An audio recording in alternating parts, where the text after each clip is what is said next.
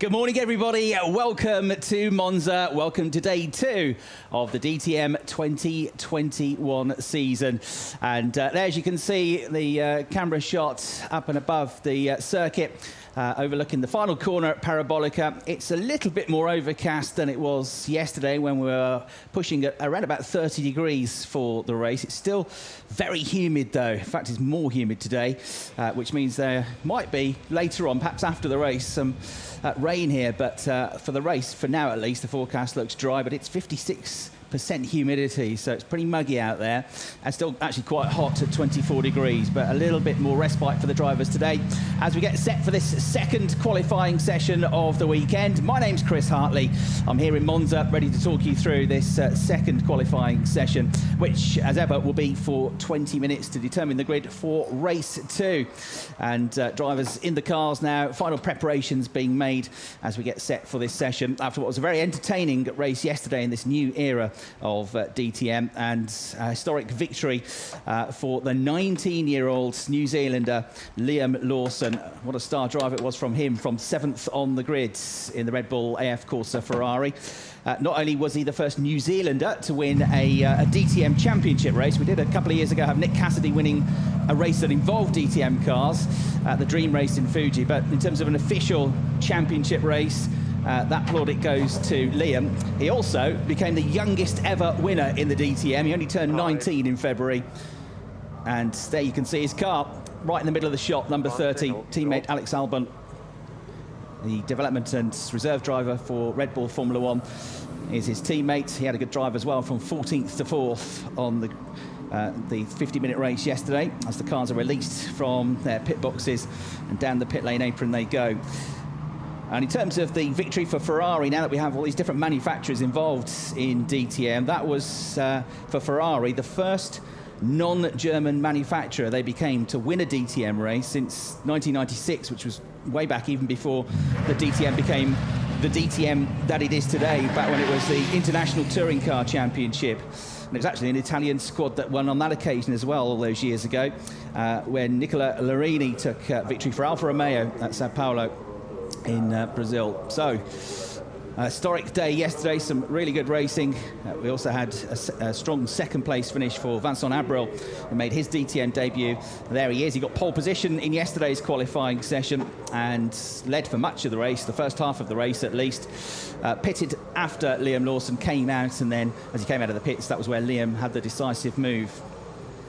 So Timo Glock looking pensive. He had a difficult day for him yesterday, and a relatively difficult day for BMW. But there were some bright spots, although not where he wants to be. Marco Wittmann did at least get up into the points in his BMW for Volkenhorst Motorsports. He was up into 9th place, but qualifying was dominated by the Mercedes. The race was won by Red Bull. We had Mercedes 2nd and 3rd with Vincent Abril, and Max Gotts, who took his first ever DTM podium and is the Team HRT teammate to Vincent Abril. As I say, Alex Alban coming home in 4th, and the best of the Audis was Kelvin Van Der Linde. As we have a look at Esme Hawkey in her first weekend of DTM, acquitted herself really well yesterday. She had far less time in the car than pretty much everybody out there. Did a good job to get in the middle of the pack in qualifying. Didn't get in the points yesterday, 15th, but had a good battle at one stage with Alex Alban, which must have been quite a thrill for her. There's Marco Wittmann, the 2014-2016 champion. As I say, he was the best of the BMWs yesterday in 9th place. But don't expect today to go exactly like it did yesterday, because BOP, balance of performance, is something that's been tweaked on a pretty regular basis as everybody gets used to these new regulations, these different types of car to equal things out. So that's something to bear in mind, that particularly is something that's likely to change quite a lot over the first few weekends of a season. We also have to consider success ballast from this point forward, because if you are in the top 3 in a race, you get success ballast to carry thereafter. So if you win, you get 25 kilograms of success ballast, second 18 and third 15. Green. So the green light's on, the car's heading out onto the track. And just to give you an insight into the kind of lap times that we should be looking for in this qualifying session, although the track is a living, breathing thing, and air temperature, track temperature, things like that can just change. And this is the first session since overnight. There have been one or two little spots of rain overnight as well to just clear the track up a little bit. So it might not be that we'll get down to the times that we had yesterday, or it might be that we're even quicker. But yesterday, the pole time in qualifying was down in the 146s, the 146.488 for Vincent Abril, a 146.560 for Danny Hunkadea, who was second quickest. And just behind him, 146.590 was the time that put Lucas Auer third on the grid. One piece of news to bring you post results came through quite late in the evening yesterday, is that following his collision on track with Nico Muller, there was a 10-second penalty awarded to Danny Hunkadea, and that meant that he was pushed back in the results from 5th to 6th. So the new result, no change in the top four. Lawson, Abril, got Alban. New brakes and radio check. But Kelvin Van Der Linde now 5th. Now I'm in turn 3. As we get the team radio, so yeah, Kelvin Van Der Linde 5th now in the amended results. Danny Hunkadea 6th. And then we had Max Buch, who led the race because he was the last to pit. He was 7th, Nico Muller 8th, Marco Wittmann 9th, and 10th place. The last point went to Mike Rockenfeller. Remember as well, in DTM there are points for qualifying. So 3 points if you qualify on pole, 2 points if you qualify second, and a point for third. And then in the race, it's the FIA point system, the same one you get in Formula One. So 25 points for a win, 18 for second, 15 for third, and it goes down to a point for 10th place. So after the first qualifying session and race of yesterday, Liam Lawson is the early championship leader, 25 points for him.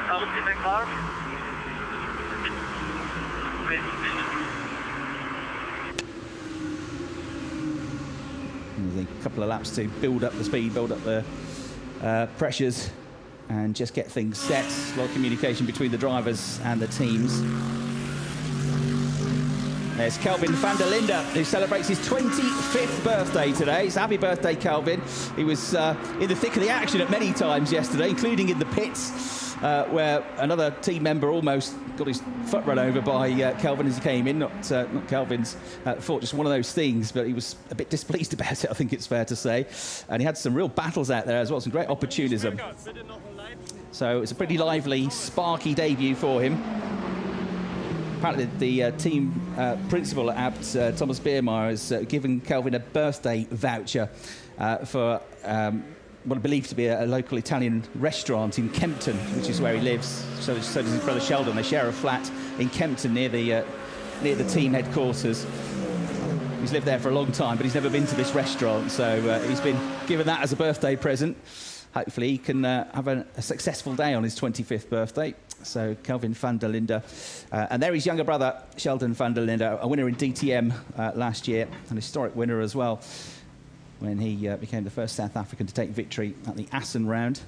Prior to that, he'd been the first South African on the podium in one of the races at the Lausitzring. So there you see the Michelin Tires, which are new for the 2021 season.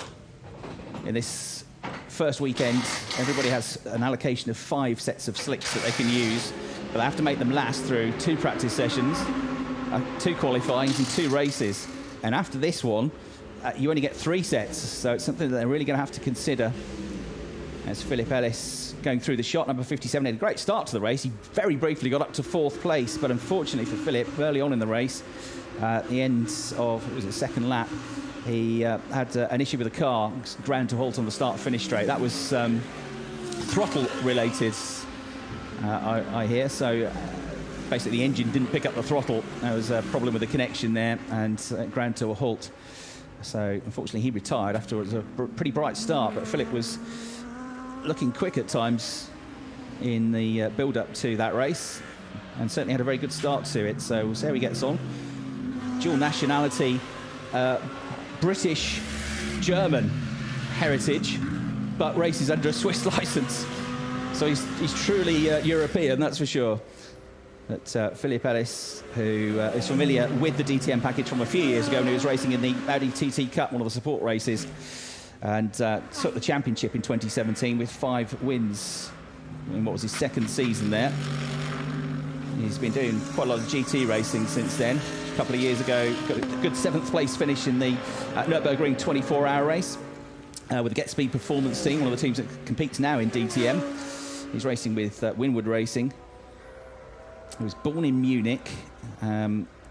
He's German-British, and he moved to Switzerland when he was 6 years of age, 28 years old, and looking to push on. Yet to see the first of our competitive lap times yet, but they're starting to roll in any second now. I'd have thought the end of this lap we'll start to see drivers into the 147s and 6s, and Philip Ellis does very briefly go top of the times with a 147.907, but then Mike Rockenfeller, who's right behind him on the track, goes 1,000ths of a second quicker with a 147.906. We've had Nico Muller with the absolute best first sector time and a personal best in sector 2. So he's on a bit of a charge as well, and Nico Muller does enough to go to the top for now. This won't be the lap that will do it, as we get a replay of he's running wide and kicking up the dust. Running wide on a couple of occasions, so he's pushing hard. Maybe the tyre's not quite at their optimum yet.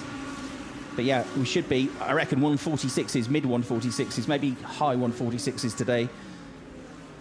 Is the sort of time that will seal pole position. But Muller goes quickest for now, 147.430. Rockenfeller second, half a second down. Then Philip Ellis. Esteban Muti's next up, but only with a 149.1. So there's Nico Muller, who could have had a 5th or 6th place finish yesterday had he not had that contact with Danny Hunkadea. That was nothing deliberate, I don't think, at all from Danny, just a slight misjudgment as he was trying to find a way through into the second chicane because he'd been stuck behind Nico for a while. But great reactions from Nico to recover it oh so quickly. Full 316, he was on his way again in no time, but not before he'd lost the place to Hunkadea and another one to Van Der Linde. And the penalty for Hunkadea, the 10-second penalty, didn't really benefit Nico Muller because he stayed in 8th place, even with that 10 seconds added onto the Spaniard's time. So now we're looking at Mike Rockenfeller. I had a brief chat with Mike in the paddock this morning. He said, you know, it's tough because you've got all these guys that are used to these GT spec cars, and it's something very different to what I've driven before. So he's finding it a little bit tough yesterday. He'll get there, though, I'm sure. The true champion is Rocky, and has proven that he can adapt to different types of cars over his careers as well. The 2013 champion. A bit more optimistic for today as Kelvin Van Der Linde goes to the top of the times. 146.706 for him. Muller's gone into the 146s as well. Second with a 146.838. And then it's Rocky third, 147.592. Ellis fourth, 147.646. Sophia Florsch has just gone into 5th place with a 148.142. And then it's Lucas Auer. And waiting for the Ferraris to make their move as well. They've been on track, but they haven't pushed for a lap yet. So 23 is the Alex Alban car. The AlphaTauri AF Corsa backed car, the 25-year-old Thai British driver who was 7th in Formula 1 in the World Championship last year with 2 podium finishes at Mugello and at Bahrain. Great career in GP3, F2 and Formula 2, in which he finished 3rd behind George Russell and Lando Norris on his way to Formula 1 as well. Still pushing hard here is Mike Rockenfeller. Personal best in the first sector. He was down a little bit in the second sector. Kelvin Van Der Linde, who's already fastest, has done the absolute best first sector time here with a 34.045. So that's nearly 2/10 quicker than Mike Rockenfeller's first sector look. And he's absolute best in the second sector as well. 6/10 quicker than Rockenfeller through the second sector. So he's best part of a second up here. This is going to be some lap from Kelvin Van Der Linde, who's already got to the 146.7s. We could see maybe the fastest lap of the weekend here coming from the South African in the number 3 Audi. See what Rocky does first as he goes through. Philip Ellis has gone into the pits. There's no improvement for Rocky, but this is the one to watch. Kelvin Van Der Linde comes out of the final corner at Parabolica, heads over the line, and surely this is going to be the new best lap of the session. It is 146.604 seconds. Shaves another 10th off. It's not quite the best lap of the weekend, but it's a very good effort. So Kelvin Van Der Linde, top of the times in this first part of qualifying. And he's 2/10 up on Nico Muller, whose best time is a 146.8. He just did another pretty good lap, Nico, with a 140... Oh, sorry, no, it was a 148.9, so no, he backed off on that lap. Mike Rockenfeller third, 147.592. Philip Ellis in the pits is fourth, 147.646. Sophia Florsch still in 5th place with a 1:48.142 and a debut weekend in DTM as she still adapts to life as a DTM racer. There she is, Sophia, having come up so far really in her career through single-seaters. So this is a different challenge for the driver. Who's just 20 years of age, one of the youngest drivers on the grid still. She comes from Bavaria, from Grunwald in Bavaria. Won last year the World Comeback of the Year award at the Laureus World Sports Awards for her return from injury after that horrific crash that she had a couple of years ago at Macau. Apparently her car she's nicknamed Johnny as a tribute to Johan Hapt in what is the 125th anniversary of the Abt Sportsline team. So how's she getting on this lap? No personal bests in either of the sectors yet, but you never know, she might just find a bit of time in the final sector. 34.6 and 36.7. The sectors are fairly equally split here at Monza in terms of the amount of time it takes to get through them. It's not always the case at different circuits, but it is pretty equal here. I think she's going to abort the lap though, yes. So it wasn't looking any quicker, and she's going to head into the pits with about 8.5 minutes left in the session. But it's Abt Sportsline teammate Kelvin Van Der Linde that's at the top of the times at the moment. Hans-Jürgen Abt, the team owner, will be absolutely delighted with that, and very, very pleased with the way Sophia Florsch has gone in this first part of qualifying as well. She had troubles yesterday in qualifying, but she looked pretty handy in the free practice session. So she had started at the back yesterday. She ran up in the top 3 for quite some time, but ultimately fell back. She was one of the last drivers to come in and make a mandatory pit stop. So ended up out of the points, but did make some progress up from the back of the field.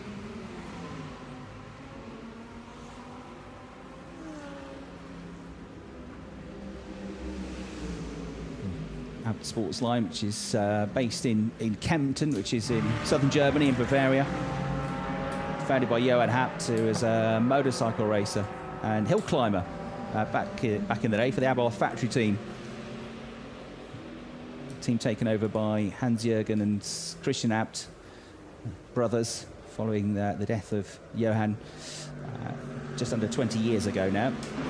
And it's been run solely by Hans-Jürgen Abt since 2011, so 10 years now. Out of the car at the moment then is Nico Muller, so he opts to get out of the car, which you don't often see actually in qualifying. And is the helmet coming off as well? No, he was just, or is it just adjusting it, I think. Because of the humidity, I guess, they get a little bit of air. So Sophia Florsch out of the car as well, looking at the data, trying to figure out where to find that little bit more speed. So Kelvin Van Der Linde, Nico Muller, Mike Rockenfeller the top 3, Philip Ellis 4th, Sophia Florsch 5th, Lucas Auer 6th. Lucas qualified well yesterday, was running well in the race yesterday in 4th place, but unfortunately had the right rear wheel nut stick on the pit stop, so that cost him a huge amount of time, which drops him down the order in the end. Difficult day for Timo Glock. He was running towards the back yesterday. Now, Timo is one of the drivers that's not posted a lap time yet, nor is Marco Wittmann, nor is Esme Hawkey, nor is Sheldon van der Linde. So they're leaving it relatively late, hoping that the track will be at its optimum now in this final 6 minutes of the session. Dev Gore has just put his team Rosberg Audi up to 11th place, the American. So he's made a bit of progress. Now, Timo Glock has set the absolute best first sector time there, a 34.036. So that's about a 10th up on what we saw from Kelvin Van Der Linde. So this suddenly looks like it could be Timo Glock not just finding a bit of form himself, but getting himself involved in the fight for pole position here. Let's see how the rest of the lap pans out. Sheldon van der Linde was 4/10 down on him in the first sector. He's slightly ahead of him on the lap. Esme Hawkey's put her first sector time in as well. Through the second sector, Timo Glock 36.874 seconds. It's another 3/10 quicker than Sheldon van der Linde, but it's Kelvin van der Linde's time that he's trying to beat here. The time to beat, 1 minute 46.604 seconds. Danny Hunker-Deas put himself up to 3rd place. Dev Gore's put another good lap in to go up into 8th position. Timo Glock is the one to watch here. It's going to get quite high up the order, I reckon, with this personal best in sector 2, absolute best in sector 1. And waiting for him to go through and cross the line in a moment. We'll see where this puts him. Alex Alban has gone up to 7th place as well. He's just got to cross the line in the Ferrari. And we've had Lucas Auer just running wide through the chicane. Timo Glock ended up in 7th place with that. So Timo 7th, best of the BMWs, but the only one really yet to put a competitive lap time in. We're still waiting for laps from Victon and Van Der Linde. So good first lap effort that from Timo Glock. And the number 16 Rover Racing BMW certainly being pushed to its limits by the 39-year-old German, former GP2 champion, former F1 racer, and a driver that's had 131 race starts now in the DTM, 15 podiums and 5 wins. Philip Ellis looking to get himself back up the order a little bit more, and it does so. He's gone from 6th to 3rd with that lap. Neat, tidy lap from Philip. So, and the Ferrari of Liam Lawson crosses the line to go 3rd quickest, 146.942, his first real attempt. He qualified 7th yesterday and still won the race. So this bodes well for him, doesn't it?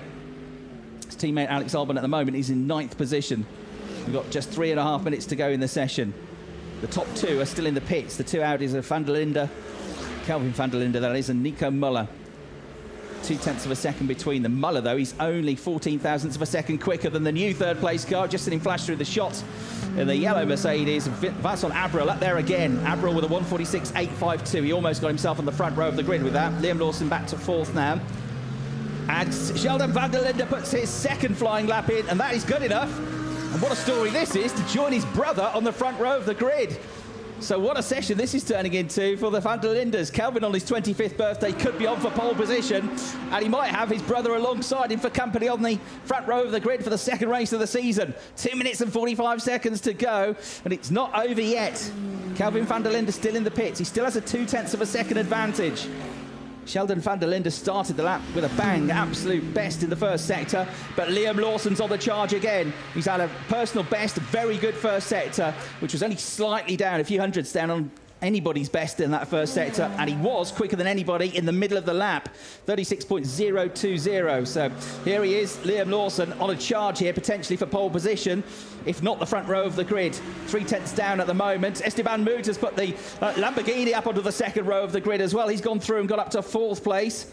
Philip Ellis trying to extend his position at the moment as well. He's 8th, but what about Liam Lawson? This is going to put him up from 6th, but where will it put him? It'll put him onto the front row of the grid. He goes 2nd quickest and only missing out on pole by 78 thousandths of a second. So Kelvin Van Der Linde no longer with his brother for company. Instead, he has yesterday's race winner, as it stands, sharing the front row of the grid, Liam Lawson. Sheldon Van Der Linde right behind him, though.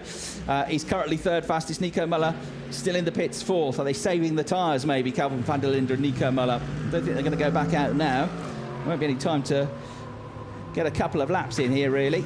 So it's Kelvin Van Der Linde, Liam Lawson, Sheldon Van Der Linde, Nico Müller, the top 4. Esteban Moot in 5th. Vincent Abril in 6th. Danny Hunkadea 7th. Philip Ellis 8th. Max Gertz 9th. And Hunkadea's just gone in the pits as well. And then Marco Wittmann's just put himself up into the top 10, but not for long, because Lucas Auer takes the place away from him. We've got a string of Mercedes now. Mercedes were the top 4 yesterday. At the moment, they are 6th, 7th, 8th, 9th and 10th, all line astern. Alex Alban 11th, which is better than he qualified yesterday. His best laps are 147.071. So there's only, he's only 0.4 of a second away from pole, but he's 11th. That's how close it is. Audi on for pole for the first pole of the year. Kelvin Van Der Linde on for 3 points. Here's Maximilian Buch in the Mercedes trying to get up the order. He's currently back in 15th place. Thumping over the curbs on the way to Retifilia as well. Marco Wittmann 12th. Anybody on a flyer? Well, personal best sector times for the first 2 sectors for Marco Wittmann. 34.1 is about a 10th down on the best. 36.4 is about 4 tenths down. He's about half a second down on the absolute best lap at the moment, I would say. And he's about half a second down as it stands. So I think he maybe improve his lap a bit, but he's certainly not going to get much higher than 10th or 11th unless this final sector He's a corker. We'll find out. Never rule him out, Marco Wittmann, that's for sure. He's going to take the checkered flag because the time has run down to 0, and 11th place it will be. It's a personal best lap, but it's only 11th place.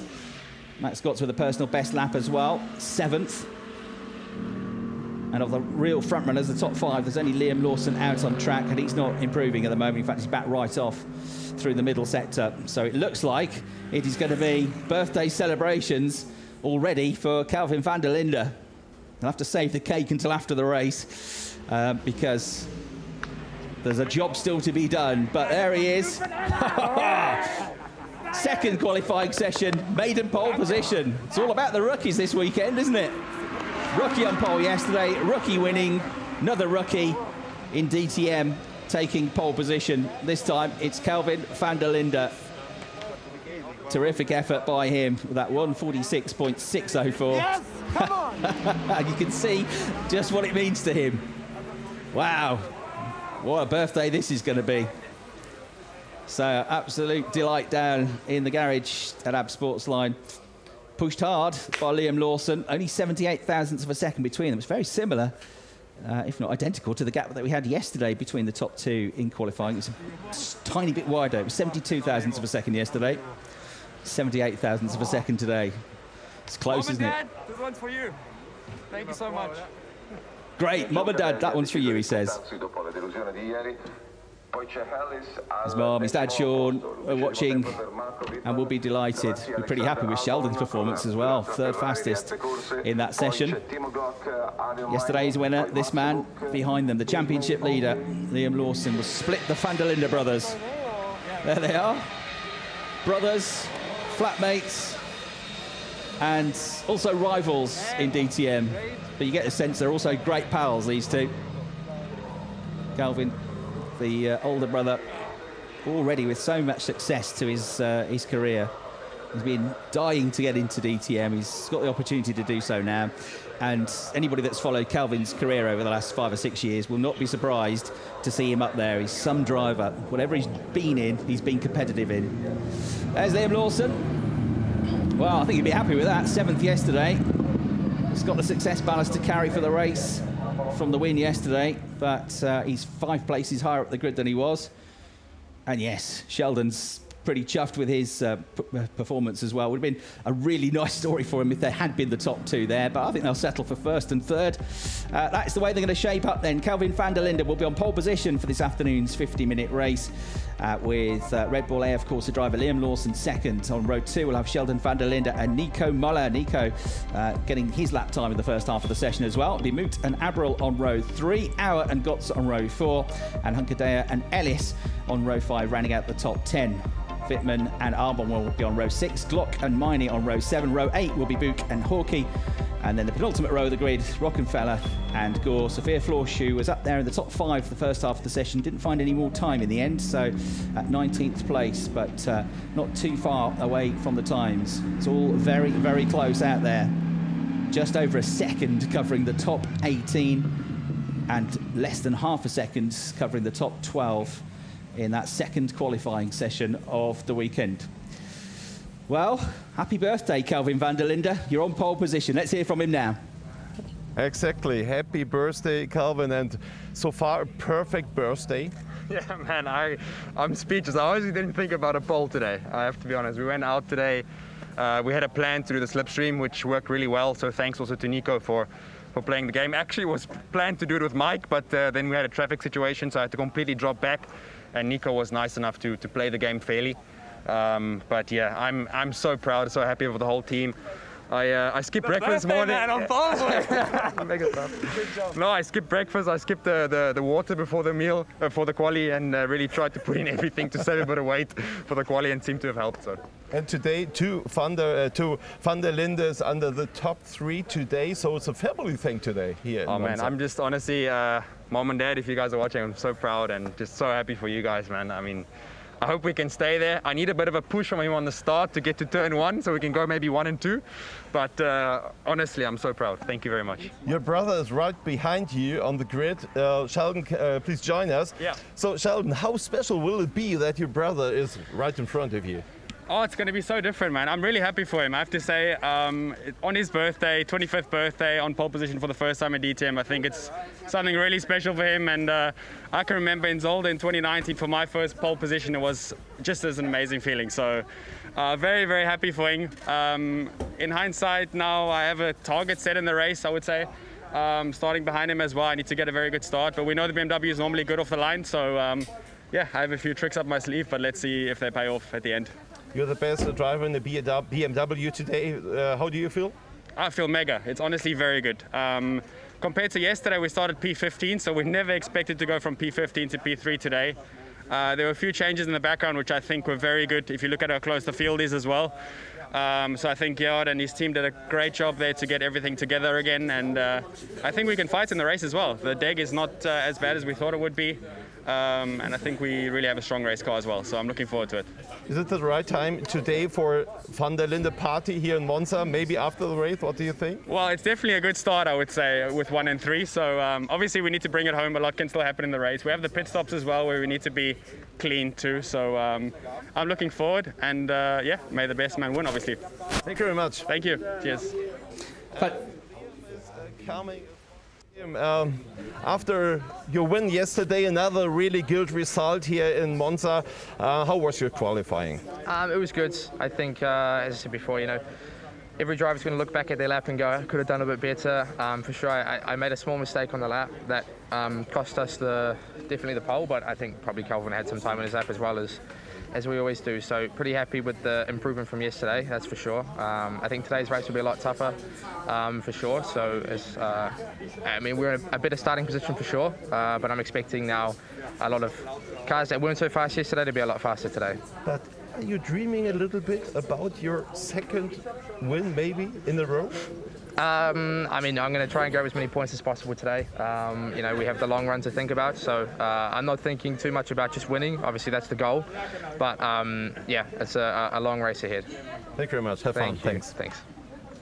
So great to hear from our top three.